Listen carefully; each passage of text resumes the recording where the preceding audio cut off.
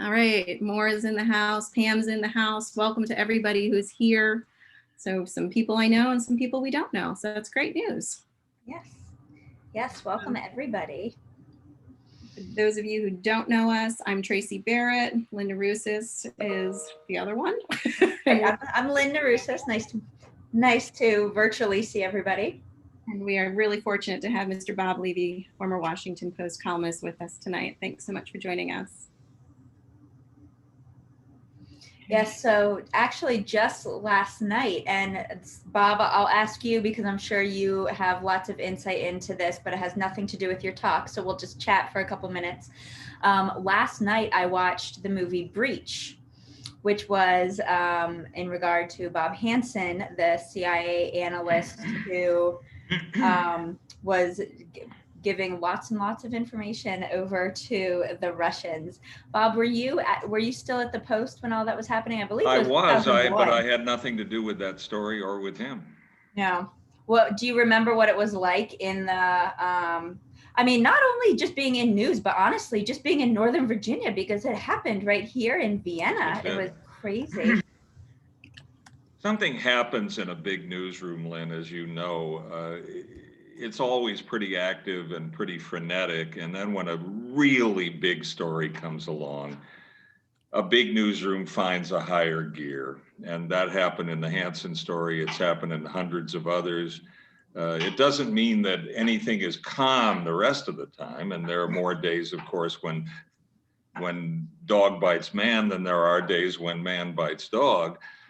But it's always exciting. It always makes your blood pressure go. And that Hansen story was one such example. I know. Yeah, it was crazy to kind of relive it a little bit when I was watching it last night, because my husband was watching it too. He's like, God, do you remember when that happened? I was like, yeah, I remember being like, that's like right down the street. That's crazy. But then you start to think in this area, how many of those things happen around here, the little drops, all the spy stuff that. Oh yeah, you know, the Dumbarton Oaks and Georgetown, the steps in Georgetown from Help. What was that movie? The Exorcist. The Exorcist, Mm-hmm. yeah. And then, of course, the iconic shot down Pennsylvania Avenue with the Capitol in the background. That's been in every good and bad movie ever, I think. Ever. Mm-hmm. Ever. That is true. That is true. So, but no, there are lots of good movies. So, and then you may be getting into this a little bit, but I'll just kind of keep the chat going. I'm sure that you saw the movie with Meryl Streep and Tom Hanks, The Post. Yes. What were your thoughts on it? How accurate? Well, I'm glad they made it because I'm glad that a younger generation got to hear that story. I was right in the middle of it at the time, and it was fascinating and exciting and enervating and scary. Mm-hmm. But I really objected to the way that Hollywood takes a very good story and sprinkles Hamburger Helper on it to try to make it better than it really was. And that movie did that over and over and over again, Lynn. If you remember the scene where Mrs. Graham is escorted back behind a bunch of curtains when the court is hearing the case, that never happened.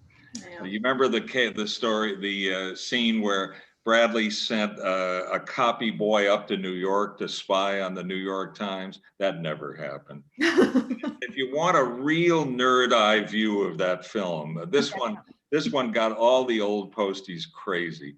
Yeah. At one point in the film, Bradlee drives right up in front of the Post and parks at a parking meter right in front of the front door. There was no parking meter there. It was no parking anytime. Right. There you have the Hamburger Helper, and there you have my, I'm afraid, ancient view of the way modern movies work. Yeah. Now, do you think that had a better portrayal, or All the President's Men? Oh, All the President's Men is it. The iconic newspaper movie. There will never be a better one. Never be a better one. I have to pull that one back out again. My kids are old. Oh yeah. Now. It's been a lot. It was VHS the last time I watched that. You know, it hasn't lost a thing, Tracy. I'll have to in any format. Yeah, I'll talk about this when we get going, but Jason Robards Jr.'s portrayal of Ben Bradlee in that film is about as good as anything I've ever seen. He's just got him cold. Yeah, that's wonderful. Yes. All right, so it is 7:01, so we can go ahead and get started. So I see lots of people are joining us this evening. I see some known people. Welcome everybody. Super excited to be here. We are here for our Masters Monday. So we have Masters Monday, the first Monday of every month. It is a partnership sponsored, headed up actually by Village Drive Village, which is a nonprofit organization. I highly suggest you go take a look. It's villagedrivevillage.org. It is a nonprofit that is set up specifically in our neighborhood, but they can be set up across the nation for all different neighborhoods, where it's a great organization that gets that is a really good social activity, social partnership with those older in the community to really keep them active and social with each other. And Masters Mondays is just one of those things that we do.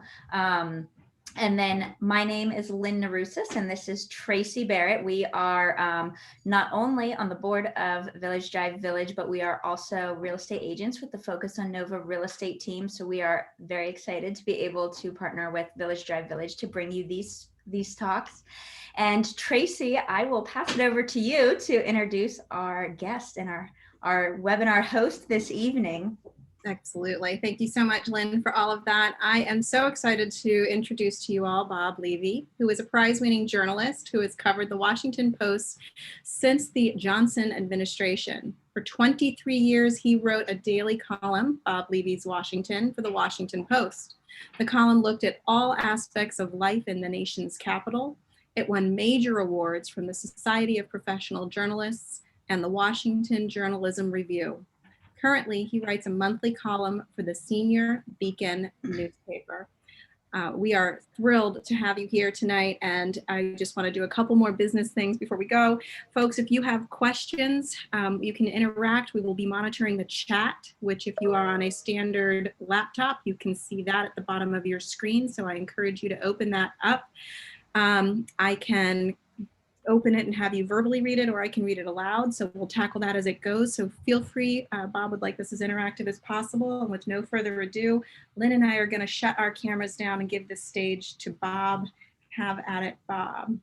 Thank you, Tracy. Hi, everybody. I'm delighted to have the chance to be with you tonight, and delighted to talk to you tonight about the golden era at the Washington Post, which I was so lucky to have been a part of. It's a special pleasure for me to speak to this village, because I've spoken to many villages around the Washington metropolitan area, and not to put too much pressure on all of you, but the questions that I get at these village events are always the best. They're better than any other group. So I am looking forward to your questions when I'm done. Any question about any subject is fine with me. I'm going to tell you tonight about the way it was at the Post, about the people who were there, about the experience that I had in doing my column, Bob Levey's Washington, for more than 23 years. I'm going to tell you a bit about the book that I have written based on the golden era at the Washington Post. And then at the very end, I'm going to tell you what I'm doing lately, which I think will, I hope, amuse you and surprise you. I'm still working for the Washington Post. I'm in my 54th year of working there. And yes, it is true that my hair was brown when I started. It is also true that as I look back on these 54 years, I realize that I had a wonderful time there and a wonderful run there, but none of it would ever have happened, excuse me, if I were not also the luckiest duck who ever quacked. We've all had job interviews, haven't we? And they're all crazy usually. If I never again hear the phrase, "Where do you see yourself in 5 years?" I think I'll be a happy guy. My job interview story, I think, is unique. It has to be. The year was 1967. And I was finishing my first year as a cub reporter at my first newspaper job in Albuquerque, New Mexico. And I thought I was ready for the big time in my wisdom as a 22-year-old. And so I wrote a letter to the Washington Post editor. You remember letters with a stamp up there in the corner? And I said, I'd like to come to Washington for an interview. And he wrote back a letter with a stamp. And we made a date for a Monday morning, a couple of weeks out. Well, it's Friday night and it's time to fly. And I'm driving around and around the parking lot of the Albuquerque airport. I cannot find a place to park to help me. 10 minutes, 15 minutes, around. Oh my gosh, I'm gonna miss my flight, my appointment with Destiny. Finally, I get a space. I'm running through the airport. I got 10 minutes to make this flight. And it occurs to me that I have nothing to read for the next 5 hours up in the friendly skies. So I duck into the bookstore in the Albuquerque airport and I buy a book about the grand old card game Bridge. Now I should tell all of you that I am a national champion at Bridge. I have more than 8,000 master points. I've won 31 regional events in Bridge. I write about Bridge. I sometimes play Bridge professionally. Bridge and I go back a long, long way. So I bought a book called Better Bidding in 30 Days. And I read it all the way east and had a nice weekend in Washington and showed up bright and early, right on time for my interview. And a young woman came down to escort me from the lobby and she said, well, didn't they tell you? Mr. Wiggins is no longer the editor of the Washington Post. What? Over the weekend, President Johnson has named him the ambassador to the United Nations. And there's a new guy in the corner office. I had no idea who he was. He had no idea who I was. He shakes my hand and he says, hi, I'm Ben Bradlee. In just 6 years, Bradlee will be the most famous newspaper editor in American history. But at that point, he was exactly as he always was. Partly your best friend, hail fellow, well met, partly all business. Man, what a magnetic personality, though. If any of you have seen the movie All the President's Men, that is a perfect grab of who Bradlee was. A little bit this, a little bit that, very terse, very abrupt, but very in there and wanting it to be the best. So we go into his office and he says, how was your trip? And we're just kind of chatting for a little while. And then he flicks on his all business persona and he says, and I'll do his voice here because he really did talk like this. All right, what's the last book you read? Uh-oh. This happened 54 years ago, and I cannot tell you to this moment why I told Bradlee the truth, but I remember taking a deep breath and thinking, well, you had a nice weekend in Washington. Better bidding in 30 days, Mr. Bradlee. And he looked at me and he said, you play bridge? I said, yes, sir, I do. You play well? I said, well, I got all these master points, yada, da. He starts writing on a yellow pad, and I can't see what he's writing. He holds it up to the window. I think he's about to hold it up to the window. It's going to say to his secretary, get this kid out of here right now.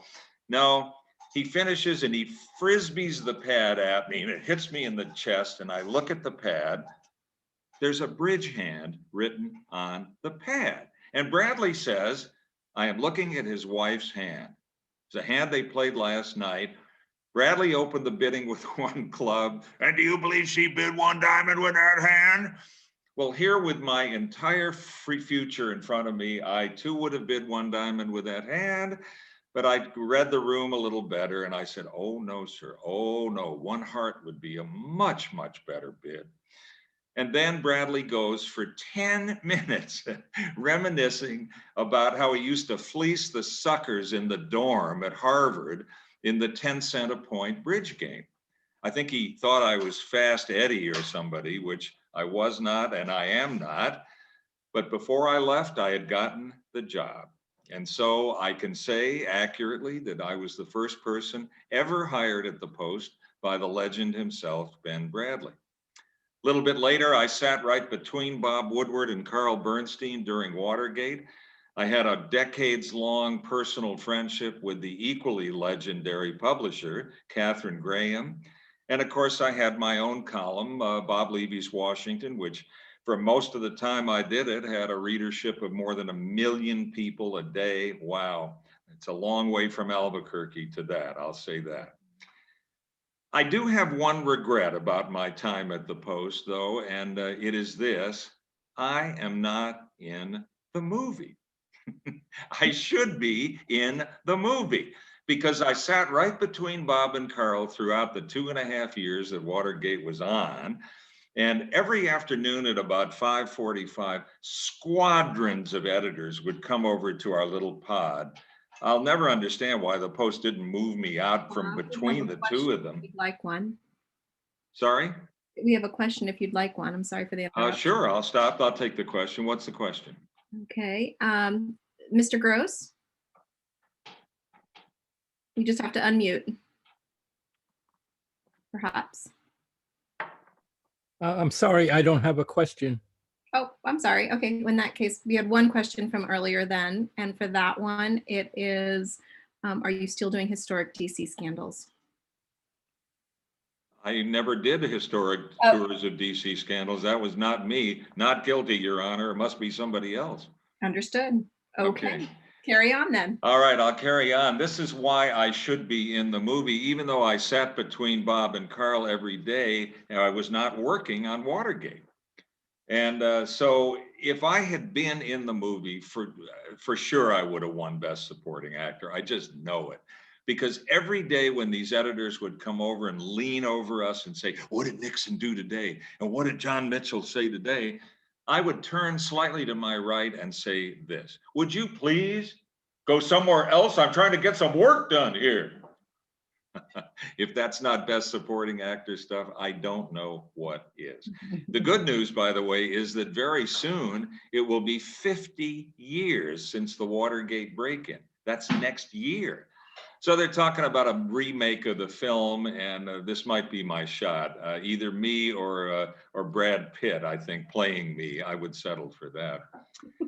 Life in the Post newsroom was just amazing. The talent there was just incredible, particularly the political reporters back in the day. And I'm sure a lot of you will remember these names. David Broder was the chief political correspondent for a long, long time. Haynes Johnson, a 4-time Pulitzer Prize winner. Bill Grider, who just died a few months ago, was often the one who wrote the Page One wrap-ups. These guys were my mentors and my friends, and they really made the Post what it was. And so a couple of years ago, I was sitting around and thinking that I really should do a memoir of my time there. And I tried it and I couldn't quite make it work, and others have done it better. So I got a brilliant idea. I said, what if I write a novel that's very accurate about the golden era at the Post and make it fictional enough so that it's still fiction, but accurate enough so that it's still accurate? And so, lucky you, here it is right here. My novel, Larry Felder Candidate. And the plot is very simple. Larry Felder is a star columnist at a downtown Washington newspaper that I so cleverly disguised by calling it the Washington Record. Fooled you, huh? Larry is famous. He's on TV all the time, and he decides to give it up to run for Congress in the suburbs of Washington, D.C. And all kinds of stuff happens to Larry in the book. Love happens, corruption happens, those pesky newspaper reporters get in his way. But all I'll say is that the good guys win in the end. And for all of you who've been around Washington for a long time, you will meet a lot of types of people in the book who really are out there. Beside Larry, you will meet his campaign manager. Her nickname is Charlie, and Charlie is Larry's girl Friday. Charlie would also like to be Larry's girl Monday, girl Tuesday. You get the idea, but Larry is not playing. You will meet the editor of the Record, this crusty, salty old guy named Callaway Cassidy III, modeled just a bit on Bradlee. He thinks he's the toughest guy in the forest, but he's really got a heart of gold. You will meet Larry's boyhood friend, the Mouse is his nickname, from the Grand Concourse in the Bronx, where I spent part of my childhood. He's now become one of those downtown Washington lawyers who's got a picture window outside his office overlooking Lafayette Square in the White House. And he's got copies of Washingtonian magazine with his picture on it all over the walls. And he and Larry get together and talk politics and talk about the Bronx. And then the last type in the book is the reporter from the Record who is assigned to cover Larry's campaign. She is one of those reporters who eats broken glass for breakfast. Yes, there are a lot of those. And she and Larry collide throughout the book. I'm delighted to say that the book has gotten a lot of nice reactions so far, but I think my favorite reaction has come from none other than Congressman Jamie Raskin, who represents the 8th District of Maryland and who in 8 days is going to be leading the impeachment argument against former President Trump.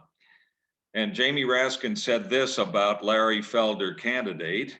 He said, "I'm just glad that I never had to run either against Bob Levey or Larry Felder." Thank you, Congressman. I'll take compliments anywhere I can get them. For those of you who are wondering, I am not Larry Felder and Larry is not me. I will never leave journalism. I will never run for Congress or for anything else. I ran for the student council in the 6th grade and I lost, and it was such a blow that I never ran for anything again. But I think the main way that Larry and I are not the same person is that I built Larry in the book to be kind of a doofus when it comes to that group of people called women.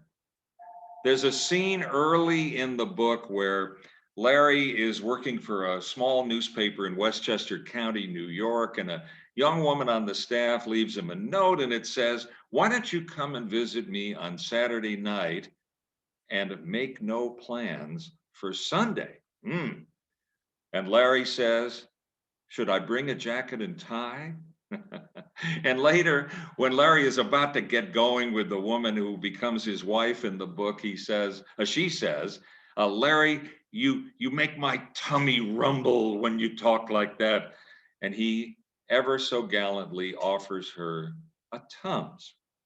Now, I have not been single in a very long time, but I assure you that when I was a lot cooler than that, a lot. The book is available right now, and I want to read off the sales website that I have where you can order it. It's www.bobleveypublishing.com. That's bobleveypublishing.com. And I'll repeat that at the end of the talk tonight, just in case you want to hop right on your computers and order 1 or 10 or 40 or whatever you would like. A guy can hope. And by the way, I'll be happy to sign copies for you if you like. The book, I think, would be wonderful if you're still at home the way so many of us have been for all these months. And if you have a gift list, if you want to get an early start on Christmas shopping, Larry Felder, candidate. Anyway. We have another question. Another question, okay. Yeah, this is from one of our very own villagers, Bob Jan. He was a reporter in Charleston, South Carolina, Winston-Salem. My wages were below poverty level. What were your wages at that time? Well, in 1967, Bob, when I started at the Washington Post, I remember getting to the final wicket. You know, you get to the office of the guy who kind of makes it all happen. I think he was an assistant managing editor. And he said, "What is the salary you will accept?" And I sat up straight in my chair because I'd been making $90 a week in Albuquerque. And I said, "I will not accept anything less than $135 a week." And the guy kind of looked at me and he said, "Oh, okay." It wasn't until a month later when I'd actually started that I realized that I had named the union minimum right on the nose. Let's just say that I never got rich in journalism, and Bob, I suspect you never did either. Other questions, or Any shall other we questions? just go on? Yeah, no, I think, I mean, if you want to go on with what you were planning on speaking about, but maybe come back to it or bring this in, is since you were, or your column is all about life in DC, I'm very curious to get your thoughts on really kind of bringing it by decade, like how you've really seen the city change. Oh, it's changed so much, and so have the suburbs changed so much that sometimes people think of Washington the way it used to be. It was a sleepy southern town, as the phrase has it. I never really believed that. It wasn't really sleepy. It wasn't really southern, but it certainly was not the sixth borough of New York City either. And when I came here, everybody knew everybody. There was a small little industry around publishing. There was a small industry around government, and the place was small. Now it's huge. Now it's the sixth largest metropolitan area in the country. Back then it was the 20th. We have changed racially. We have changed in terms of immigration. We have changed culturally. And we have changed tremendously in terms of the way we spend our time. I used to be able to drive to work from a home along Connecticut Avenue in Washington, D.C. in 4 minutes. 4 minutes. Yeah. Today, that trip would take me at least 15, and parking the car would be a struggle, and getting the car out of the parking lot would be a bigger struggle because I would have had to rob a bank to get it out. The subway didn't exist. There was one airport, now there are 3. It's been an exercise in growing up and getting much, much larger. But one comment, Lynn, if I can, about the suburbs. Back when I started in 1967, the racial makeup of the suburbs was almost entirely white. Not entirely, but almost entirely. And now, just as one example, in Montgomery County, Maryland, where I live, I have 30% of the population of the county was born in a foreign country. 35% are people of color. 40% speak a language other than English at home. And people still have this view of Montgomery County that it's full of horse farms and white picket fences and $2 million homes. And there are some of those, but there are also immigrant tenements where 10 people live in a 1-bedroom apartment. So anybody who says that this is a static place, that it's a sleepy southern town, that it's a government town, get out a little more, because it's not. Anyway, let me go on if I could, Lynn, and we'll come back to questions in a second. I want to tell all of you what it was like to get to know Bob Woodward and Carl Bernstein, because I don't think there could ever have been 2 more opposite people who came together and did some of the greatest work in the history of journalism. Bob was the son of a Republican judge. He grew up on the North Shore of Chicago. He spent every free moment in a country club. He famously never met an African American until he was 15 years old. He went right into Yale. He went right out of Yale into the United States Navy as an officer. Bob was groomed to be his father. But Bob said when the time came, I don't want to go to law school. I want to be a reporter. And Bob is the greatest reporter, the most diligent, the most painstaking reporter I have ever seen. He is now 78 years old. He's had 14 #1 bestsellers. The guy continues to work 14 hours a day just because that's who he is. Carl Bernstein, on the other hand, could not have been more different. He was born and raised in Silver Spring, Maryland. Both of his parents were members of the Communist Party. And Carl was what was known in the 1940s as a red diaper baby. And this is disputed, but I think it's true that what they would do with their children was to put them in the red diapers just so in hopes that the child would grow up to be a communist himself. Well, Carl did not grow up to be a communist, but Carl grew up to be a kind of a high living guy. He never met a woman he didn't chase. He never met a woman he didn't like. He never met a free meal he didn't take. Carl was on the edge of getting fired, as a matter of fact, right before Watergate. In one memorable episode, he was covering the district building, the city hall in Washington. And one day, Bradlee came down to see Mayor Walter Washington. It's lunchtime, around 1 o'clock. And he said, I think what I'll do is duck into the press room here and say hello to Carl before I meet the mayor. And he goes in the press room, and there is Carl asleep on the couch, sleeping off the night before. The night before had ended only very recently. But I think the one that almost got Carl's career ended was just a few months before Watergate. He went out on an assignment to, I think it was Cleveland, and he did the assignment and he came home, and things go very quickly at a newspaper and nobody stays stuck, so nobody looks back. You're always looking forward. 1 month later, the Hertz rent-a-car agent at the Cleveland airport called Bradlee. Is Mr. Bernstein planning to return the car he rented here 1 month ago? Oh boy, the meter had been running for 1 month. Now, if any of you have been in the United States Navy, I think you can probably vouch for this, but Bradlee was on a PT boat in World War II with none other than John Kennedy, and they got to be lifelong friends. Bradlee says that in the Navy, he learned how to curse for 2 minutes nonstop without repeating himself.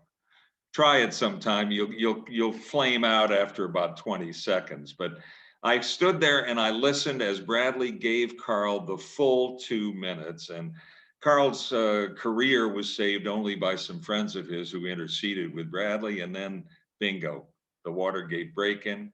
Bingo, Woodward and Bernstein belong to the ages now. So too does Katharine Graham, who I think was the most significant person in the golden era at the Washington Post. And for those of you who don't know her story, she is the daughter of a man named Eugene Meyer, who bought the Washington Post at auction in the 1930s. It was at auction because it wasn't worth a whole heck of a lot then. The joke was that it was the 5th newspaper in a 4-newspaper town. That wasn't so far from the truth. And Eugene Meyer did not give the newspaper to Katharine Graham. He gave it to her husband, Philip Graham, because men ran the world in those days. And Katharine Graham did not dispute that at all. She married Phil. She had babies 1, 2, 3, 4. She had great dinner parties at their huge house in Georgetown. She belonged to all the right boards. She never in a million years thought that she would become what she became. But one day in 1963, Philip Graham committed suicide. And all of a sudden, Katharine Graham had a huge decision to make. Would she run the paper herself? Or would she do what so many people assumed she would do and urged her to do, which was sell it? If you've seen the movie The Post, you know that she was under tremendous pressure to sell. She was also under tremendous pressure to knuckle under to the Nixon administration during the Pentagon Papers. She did neither one. She ran the Post tremendously successfully for nearly 35 years before turning it over to her son, Don. What kind of a person was Katharine Graham? Well, she was 2 in 1, just like Bradlee, and she was an extremely disciplined and aggressive business person, as it turned out, but she also had a very kind heart. And boy, oh boy, did she back the people who worked for her. And I just quickly want to tell you 2 stories about my experiences with her, because I think they'll show you both sides of Katharine Graham. In 1990 or so, maybe some of you remember this, Giant Food was running a promotion where you could bundle your grocery receipts and redeem them at a Giant Food store for computer equipment for your kids' school. And this was a small scale thing. You know, you get together with a couple of neighbors and you get some receipts together and maybe you get a mouse or something. It was a small thing. Mr. Wonderful here said, hey, what if I ask my more than 1 million readers a day to send or bring me their receipts? Then we can get a whole bunch of receipts and then we can redeem them for probably an entire computer lab at a school in Southeast Washington that has nothing. So for 4 years, I did this. And bear in mind, folks, that at the time, Giant Food was by a long way the largest advertiser in the Post, by a long way. They were spending about $160 million a year in that era on advertising. And you know what it was like. You'd open the A section of the Post, you'd get to about page A6, and then the next 8 pages would be Giant Food, you know, coupons and pork chop specials and who knows what all. It wasn't quite stated that you don't mess with Giant Food, but you really did have to watch your step. So one day in 1990, my phone rings and it's a guy I do not know. And he identifies himself as some new vice president at Giant Food. And this guy proceeds to scream at me. Bob Levey, you have to stop doing this right now. Bob Levey, don't you know that the whole point of this program is that no one will ever redeem these receipts? Bob Levey, do you know we spend $160 million a year on your newspaper? Bob Levey, do you want me to call Katharine Graham? Bob Levey, blah, blah, blah. Well, I don't know who hung up on whom first. It was probably a dead heat. But I remember putting down the receiver and thinking, Robert, you are in trouble here. This is not good. 6 minutes later, my phone rings again. And it's a woman whose voice I knew, a very deep, slow voice. And she said, Bob, it's Kay. Bob, what's this about Giant Food? So I told her what had happened. And she said, Bob, I'll take care of it. And I never heard another word about it. Katharine Graham stood in the schoolhouse door in the face of her biggest advertiser just because one columnist had one crazy idea that he wanted to do in his column. We should all have a boss like that. I hope you did. I certainly did. I miss her, and I really respect the way she stood in there for me. I also will never forget another incident starring her and me. In 1997, I suddenly had to have open heart surgery. I almost died on the street corner in downtown Washington and managed to get home in one piece and had surgery a couple of days later. And in those days, it's not so much now, but in those days, it was a 6-week recovery. And I had to be at home for 6 weeks, just doing not much. And I think you now know that I'm kind of an energetic type A guy, and I really had trouble with that. The one thing I did during those 6 weeks was to write a cover piece for the health section about what it's like to recuperate from heart surgery. And the cover drawing showed a man sitting in a chair with ropes around his chest, binding him to the chair. That's pretty much the way it was. Well, finally, 6 weeks was done, and a Monday morning came around, and I could go back to work. And I decided that I'd better start early because there'd be a mountain of stuff to catch up on, you know, phone messages, mail, you name it. At 6 in the morning, there's absolutely nobody in a morning newspaper. Nobody. The overnight crew is gone. The cleanup crew is gone. So it was just me, and I'm getting busy, and it's like making the furnaces roar again in the steel mills. You know, you got to get the temperature back up. So I'm working, and at about 6:15, I become aware of a person behind me. I don't know who it is, and I turn around. It's Katharine Graham at 6:15 in the morning. And she says, just wanted to see how you're doing. Wow. My friend Katharine Graham, the greatest publisher who ever lived, she certainly did it right because she backed her people. She built the sandbox, she put the sand in the sandbox, and she said to all of us, go play. And we did. We had a wonderful time. The newspaper was a great success. And then all of a sudden, it was not. Beginning in about the mid 1990s, it really began to circle the drain. It was possible that the Post was going to fail. My career at the Post ended in a flurry at a time that I never thought it would. In 2003, the Post had lost money for the last 7 years. There were rumors that there were going to be layoffs and buyouts, but something that big, this great big aircraft carrier, it would take a lot to change things, I always thought. Well, one day in December, the assistant managing editor walked into my office and handed me a bunch of papers and said, "You better read this." And it was the buyout offer. Oh my gosh, there I was in my late 50s. We had one in college. We had another one about to go to college. I never thought this would happen. I never wanted it to happen. I thought I would spend the rest of my life there. I thought they'd find me sprawled over the Keys someday. I kind of wanted that. It would be a pretty good way to go, I think. But after thinking about it and talking to my wife about it endlessly, we took the buyout. And I thought I was saying goodbye to journalism and goodbye to all those more than 36 years of full-time work on the Post, because where would I go? There was no up from where I had been. So I'm happy to say that in the years since, I've done many, many things. I've run 2 nonprofit organizations. I've been a professor at 6 major research universities. I've written good old Larry Felder here. I've written 2 other books.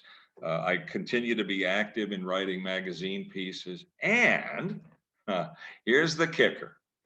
I've been gone from the Post about 3 weeks, thinking I'm never going to be back there. And the phone rings one day. It's the obituary editor of the Post, a guy I knew. And I said, "Hi, it's good to hear from you, but why are you calling? I haven't been looking so good lately." And he said, "Oh, no, nothing like that." He said, "We just were sitting around here last night when Jimmy Carter was taken to the hospital." This is 17 years ago, folks. So Jimmy's still with us. He's made of stern stuff for sure. But the obit editor said, "We just realized, we looked in the files, we had nothing ready to go on Jimmy Carter." And you cannot be put in a position where a former president of the United States is going to have his obituary crashed on deadline in 1 hour. You got to be ready. So the guy said, "We have found some money and we want to hire you and a couple of other fossils to fill the cookie jar, to do advance obituaries about famous people. Would I be interested in this? If A, I didn't get to choose, they'd have to assign me. B, I could never do myself. And C, I could never interview the person, him or herself. I would have to interview around the person through family and through business associates and just pledge them to secrecy." And I said, "Sure, I'll do it." And I've been doing it ever since. In 17 years, I think I've done more than 45 of these. And these are people I cannot tell you who I've done, but they're people you voted for, they're people you voted against, they're on TV, you've seen them on playing fields, sports, politics, business, they're famous people. And it's been a very strange assignment in some ways, but I think the strangest part of it has been that of my 45 over all those years, only 4 of mine have died. So our daughter wants me to print up new business cards that say, "If you want to live forever, have Levey do your obituary."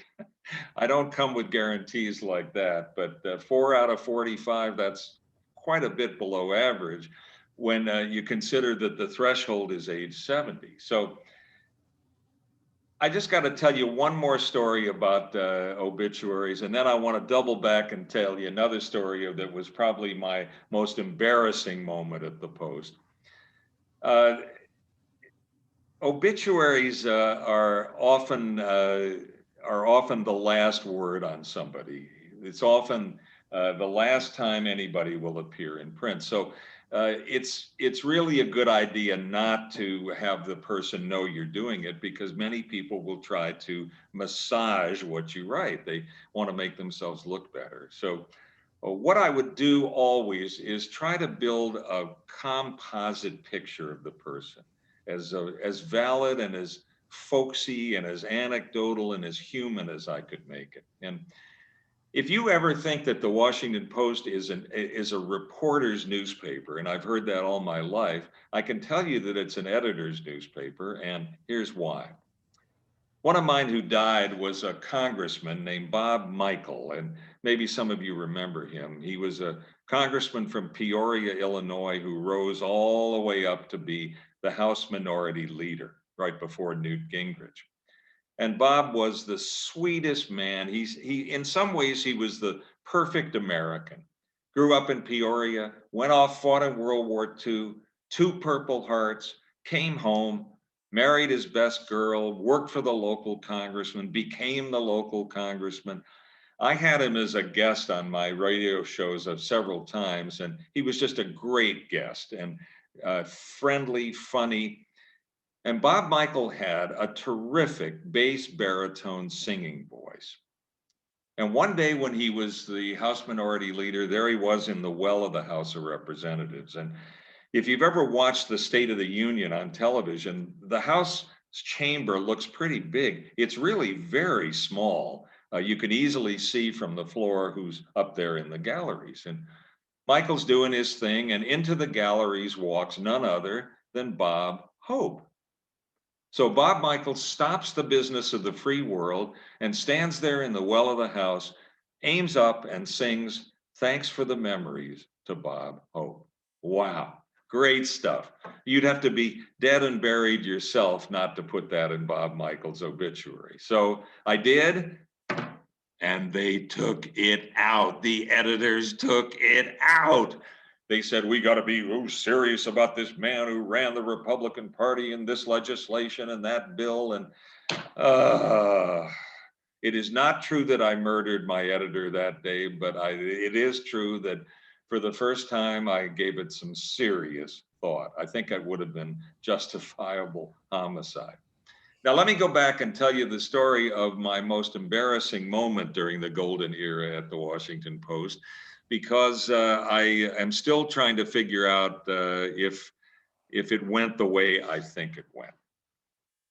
The time was early 1982, and I had just started doing the column, and none other than Ronald Reagan had just, early 1981, I'm sorry.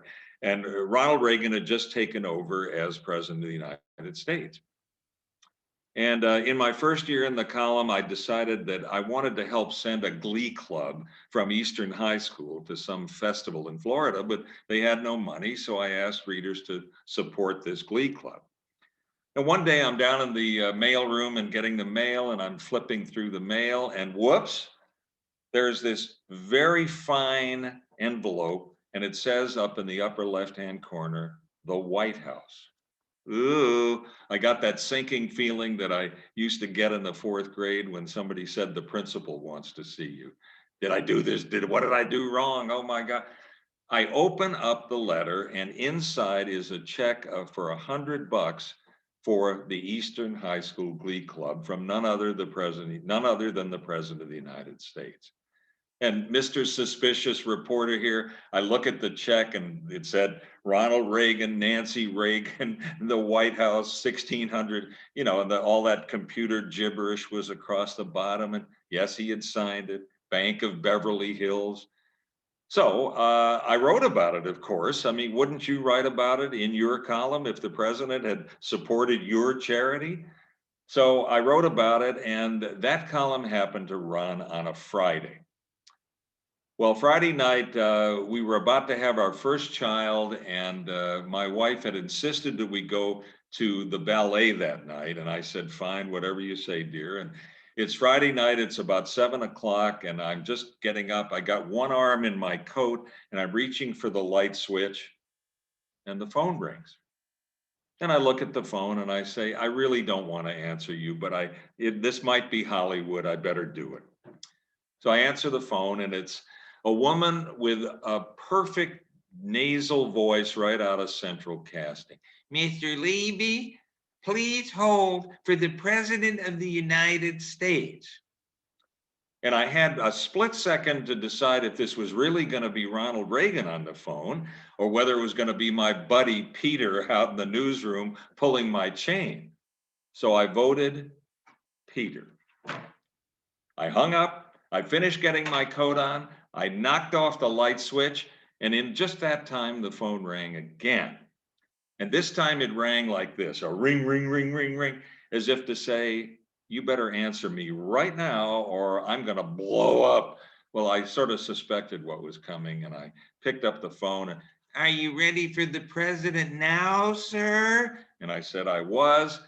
And he came on the line, and oh, he was so friendly, as all of you will remember. And he said, gee, Bob, I really didn't want you to write about that.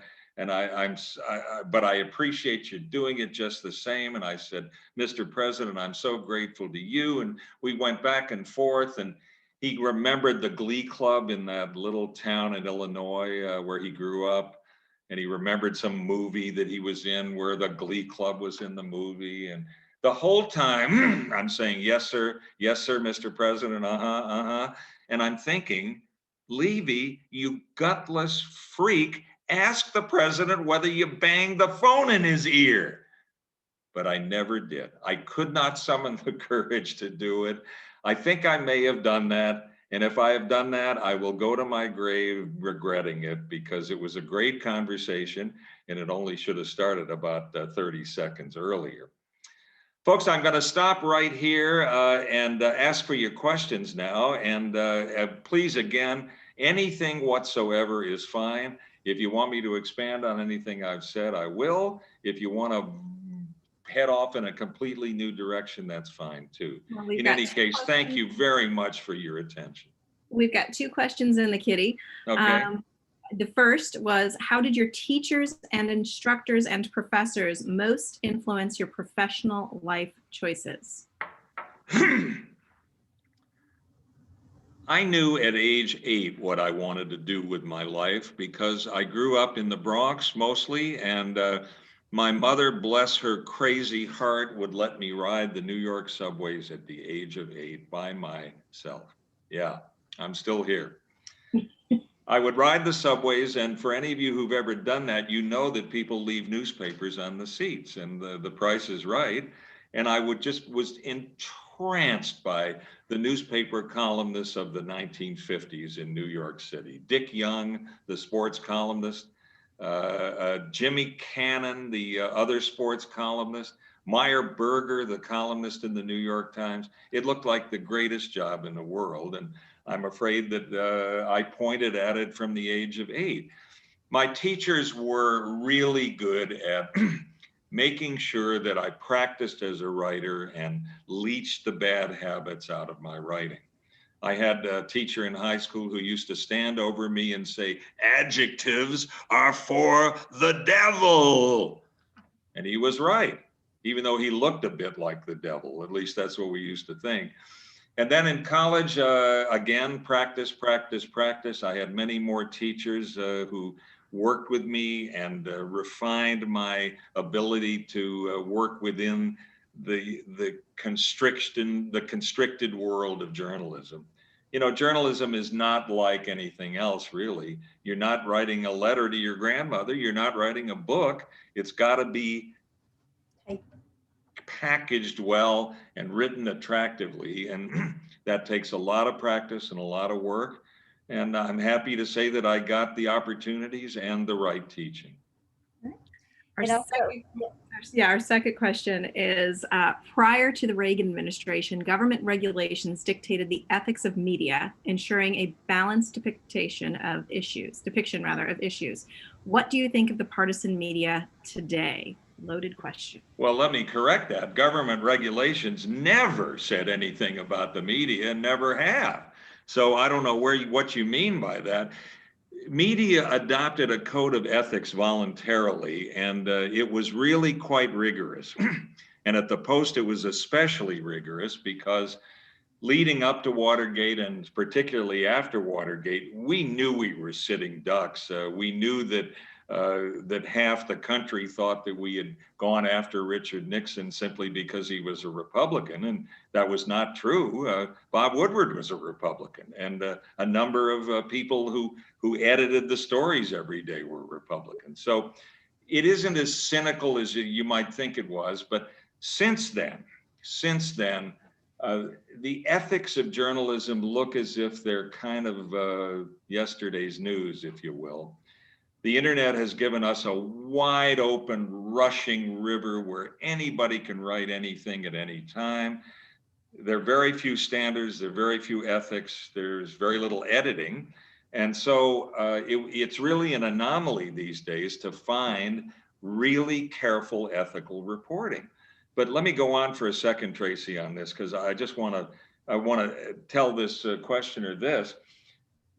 At the Post, we had special rules because we knew that we were so visible.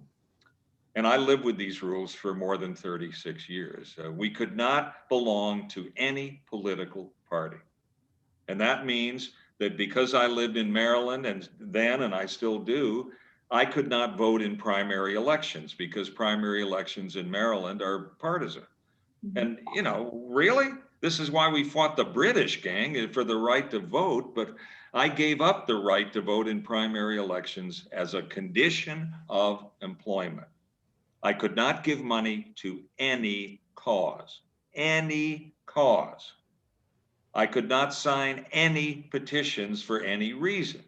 I could not demonstrate. I could not take part in a demonstration, even though that's in the Constitution. Remember all of that about redress the grievances and a right of assembly and all those things? It's all there. We deliberately gave that up. So I don't think that blunted all of the criticism of the Post. I still hear from sea to shining sea what a liberal sewer the place is, but it really is not and was not. It really tried to focus on the story through fairness, through editing, and through balance. It looks like we also have a question from Pam. Pam, your speaker is on, so go ahead and ask your question. Okay, can you hear me? Yes, Yep. Pam. Great. Anyway, thank you very much for being here tonight. Sure. It's been awesome. This may be a little bit frivolous, but I'm curious. Do you have a favorite story that you've written? And if so, which one and why? I've got two. Can I tell you both and take a little time on this? Absolutely. Okay. I wait with a bated breath. One of them I wrote and one of them I experienced. Let's put it that way. The one I wrote had to do with this. I mentioned that we had a child in late 1981, and all of you who've ever had children know that your life suddenly, it isn't yours anymore. And one day, our daughter was about 6 months old, and we ran out of something or other, and I had to make an emergency run to the local giant food store. It's a Saturday afternoon. I'm wearing a t-shirt and shorts and flip-flops, and I want to get this done and get back. And so I come up to that checkout aisle that always has the sign over it that says 15 items or fewer. Except, folks, at this giant, it said 15 items or less. Well, I did not suffer through the University of Chicago and get an English degree without knowing that less should have been fewer. It should have been 15 items or fewer. So Monday morning, I wrote a column skewering Giant for this terrible, grievous error. Bravo. And you know what Giant did? It changed that sign in every Giant food store from Philadelphia all the way to North Carolina. They spent $1 million to change all of those signs from less to fewer. So here are my muscles, Pam. You can feel them anytime. The power of the press. Retired English teacher. Hey, you got it. Okay, Pam, I want to tell you the most awkward and fascinating story that ever happened to me. As many of you will remember, every Christmas season, I ran a fundraising campaign on behalf of Children's Hospital. I love Children's. They do great work. And the money that was given was always given to pay the bills of patients who couldn't pay them themselves. And I think that's a pretty worthy goal for this entire community. Well, the first year I did this campaign, I didn't really know what to expect. And again, like with Reagan, I was down in the mailroom one day flipping through the mail, and I came across an envelope that was kind of orangey. It looked like a kumquat. No. And I opened it up, and there was no check inside, but there was a letter. And this looked like stationery you'd get for your wedding, right? So I opened the letter, read it, and it said, "Dear Bob, we have just finished our honeymoon and we don't have a lot of money, but we want to make you a promise. We want to give you a check 1 year from now for Children's Hospital, $1 for every time we make love in the first year of our marriage. Signed, Freddie and Monica from Fairfax, Virginia." So of course I crumpled this up and I said, "Don't those kids at George Washington University have anything better to do? Come on, this is a phony." And I dunked it in the trash can. Mm. Ready, Pam? Yeah. Oh, no. 1 year later, Oh, I'm no. in the mail room. I'm going flip, flip, flip. Here's an orange envelope. And I'm about to open this thing. And I said, wait a minute, Robert. Wait, whoa. What do you think a good first year would be? And not to embarrass anybody, but what, 230, 240 maybe? I open this letter, and inside is a check for $359. Oh my God. 6 nights off the entire year. Well, in the interest of investigative journalism, I decided I had to meet these two people. So I invited them downtown to lunch at the famous old Duke Zebert's at the corner of Connecticut Avenue and L. And this was a pretty awkward lunch, I have to say, because they knew why they were there and I knew why they were there. And we kept kind of dancing around anyway. Lunch over, we're out on the street corner, right at Connecticut and L, right where Gorbachev, you remember, was talking to average Washingtonians. And Freddie looks at Monica, Monica looks at Freddie, and then they both look at me. They've obviously rehearsed some kind of speech, and they said, "Bob, we thank you for lunch, and we want you to know that we will be contributing to Children's on the same basis every year." Oh, I my said, Lord. "Okay, great." And then they looked at each other again and at me, and she said, "And Bob, we want you to know that tonight we'll be thinking of you." No.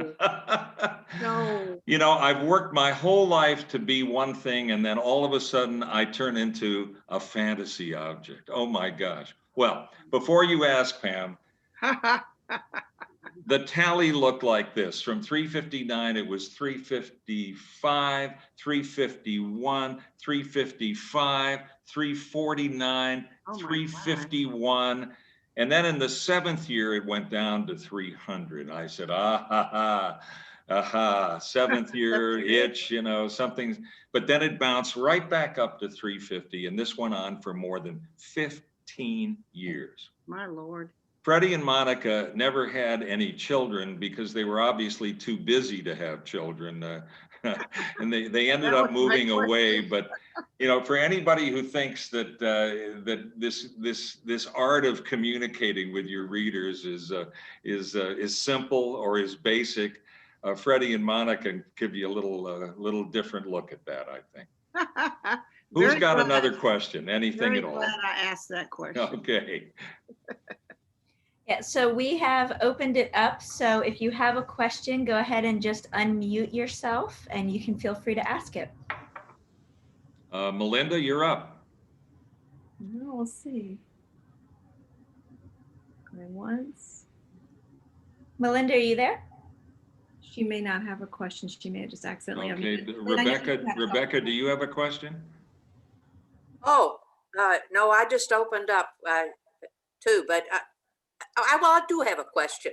Okay. I read Katharine Graham's autobiography, which I thought was one of the most interesting books and lives that I've ever read it. Absolutely right. Let me just put a little bug in people's ear. If you have not read her personal story, that's the name of the book. You should do it. So, What's your question, Rebecca? I just wondered what your take was on that book. Well, I think there was a tremendously honest book. Katharine Graham had a lot of doubts about herself, remarkably enough, for a woman who was so accomplished, who was often referred to as the most powerful woman in the world. I think she went to her grave not really believing that she was what people thought she was, but she was. And I think this book captures not only who she was, but who she was afraid she was not. You know, it's funny. I remember the book much more than I remember the movie about her because it seems so real. Well, you know, you're showing your age because everybody younger than we are says, oh, it all came to life on the silver screen. And, you know, it does, but there are distortions on the silver screen, many of them. While we're on our talk, I'm Bob. I'm her husband. Yes, sir. I'm really interested in knowing your opinion of the Washington Post today. To me, it seems to be such a wonderful thing, so well done, and I will go ahead and tell you that I'm very proud that one of my former students is now assigned to the White House as a Washington Post reporter. Well, Bob, I appreciate you saying that. I think it's been doing a tremendous job, not just on the federal government and the White House, but on every story it touches. The reason, of course, is in no small part money. In August of 2013, the richest man in the world, Jeff Bezos, bought the Post. I never thought that would happen. I never thought the Grahams would sell, and they ended up doing it for $250 million, which was 1/8 what they could have gotten 4 years earlier for the same newspaper. That's how quickly the Post began to head downward. Bezos has been a breath of fresh air, an open checkbook. The Post has rebuilt its editorial staff from about 450 to over 1,000, which is the largest staff it's ever had. And the ability to put money behind great journalism, Bob, is what this guy has done in his nearly 8 years as the owner. I'm sure you remember that awful story 3 years ago or so where the man opened up on that country music concert in Las Vegas and shooting at people from a hotel, and he killed about 50 of them. Yep. And himself. I mean, wow, what a story. And under the Grahams, they would have put 2 people out there for a couple of days, maybe. Bezos busted the budget, chartered a plane, put 11 people on the ground in Las Vegas for a whole week. The reporters, editors, photographers, digital people, you name it. He just overwhelmed that story. And he has done the same, and he's made it possible to do the same on the other huge stories. I don't think you'll find better coverage of the pandemic anywhere in the world than in the Post. Yeah. Not just timely, but accurate.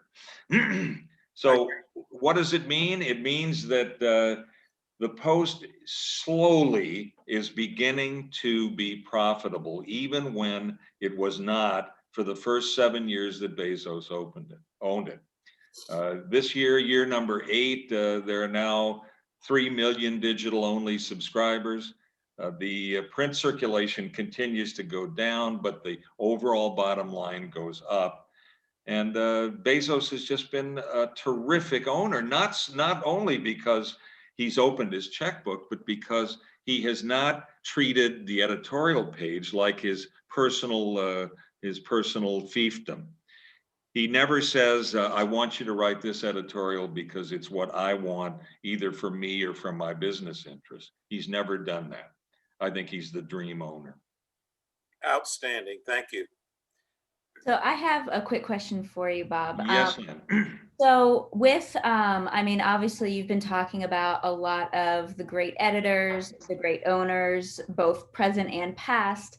And I do feel like we're kind of in this time period right now with a lot of the really renowned newspapers that they're kind of doing a bit of a change of guard. So you have the New York Times, they're getting some new editors in, the LA Times, they're getting new editors in. What are you excited about for kind of the future of journalism, seeing that we're kind of might be going in like a new, different direction, just with voices of who's leading or who's steering the ship? Well, I think you're right, Lynn, that all of the major newspapers are going to be looking for a new editor-in-chief within the next year.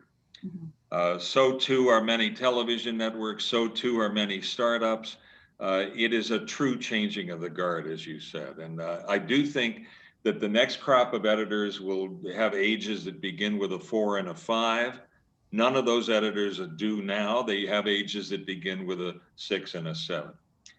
What is that going to mean? I think it is going to mean that the more successful heritage newspapers are going to continue to thrive because there'll be so few other newspapers competing with them. You know, one of the great disasters in American journalism is the disappearance of local news. Not just from the Post and the Times, where you can barely find it, but local newspapers themselves have failed all over America, and more will fail in the next 5 years. It's partly that the internet has seduced people over to the click, click, click world, but it's also that the advertisers have gone there too. And you have to be able to eat and pay the rent. And if you can't, you're not going to work for a newspaper that isn't paying you. So I think what's going to happen is that the rich will get richer, the other guys will fall away, and we're going to have a deeply skewed landscape where we'll have about 8 or 10 major metropolitan newspapers and a couple of national newspapers that are right up on the top of the heap. And then over-the-air television will diminish in efficiency and in importance. And then cable will continue to rise. But cable now, Lynn, is, as you know, much more tainted by opinion than ever before. You can get opinion of one kind, you can get opinion of another kind. Opinion is not what you mean and I mean by journalism. And the trouble is that it's very attractive. It really gets eyeballs and it really gets clicks. And the pressure is on hard news operations. And it's going to be more and more difficult to resist that pressure. Definitely. All right, so we're a little bit over time. So real quick, does anybody else have any question they would like to ask Bob before we wrap up and let everybody thank him? No. No, but let me, yeah, go ahead, Karen. Thank you. Bob, what does it take to like do an investigative story? Like the last big one that I can think of is Me Too. And I think that that's kind of on par with the Watergate situation years and years ago. I mean, how much work do you have to do to get enough information so that you can break a story like that? Well, the Me Too reporters, the 2 women from the New York Times who broke that story, worked on it for 1 year. And this really proves what I was saying to Lynn a minute ago, that only the biggest and richest papers can afford to make that kind of an investment. Cutting a reporter loose for 1 year when that person did nothing other than this story, and not one reporter, but 2. You've also got to be extremely good at reading records, and you've got to be even better at opening up people and getting them to talk to you. Also, you've got to be sure that you don't go to print too quickly, and this is where editors come in. The editing of the Me Too stories took at least 3 weeks because there were legal complications. There could have been financial issues for the Post, for the Times. It could have been sued. Every assertion in the Me Too investigation had to be checked and double checked. Again, that's what it takes. It takes a year of work. And the little newspapers out in Kansas are not going to be able to match that. They're just not. Right, definitely. Definitely. Yes, we've all been living in the Northern Virginia area, have been blessed with the fact that the Washington Post is our local paper. Obviously, there are many more, but that is something that is going to be strong moving forward. So, Bob, I personally want to thank you for all of your work. Well, thank you so much. News. Thank you. And it is just, I mean, yes, something that is exciting, whether any of us like it or not. We're all following news, so it's a much needed resource to live life. So Indeed. May I just say, as I threatened to do one last time, here's the book, and you can get the book at boblevypublishing.com, boblevypublishing.com. And as we used to say when I was a kid, operators are standing by. And I'll be happy to get copies out to you right away. The good news is that I live right next to a post office, so I can get them in the mail to you right away. Thank you, everybody, and thanks for you village people for putting this together, and I hope our paths will cross again soon. Thank you so much. And on that note, I was going to give you the chance right here. Thank you for the talk. And again, you can find his link right here. We're also going to send a follow-up that will have the link as well. If you're Right, there it is. And again, happy to autograph Looks your good, copies, whatever you say. Perfect. And to bring us home, next month on March 1st at 7 p.m., we are happy to host Susan Inskeep Gray from the Fairfax Museum and Visitor Center. She will be talking about Kate and Kitty, women of substance, mother-daughter pair who were both philanthropists and activists in Fairfax City during the World War I era. It should be very fascinating as usual. And don't forget that you can find all of our events on focusonnova.com/events. You can also sign up for our monthly newsletter for the various things. And none of this would be possible without Rebecca and Margaret and Bob, who are the brainchildren behind Masters Monday. So thank you for joining us. I will keep the chat room and forum open. I appreciate everyone coming out. Bob, thank you for having us or coming and being with us this evening. We Thank appreciate you. it. And that's it. All Thank right. you very much. Thank you, Bye-bye. everybody.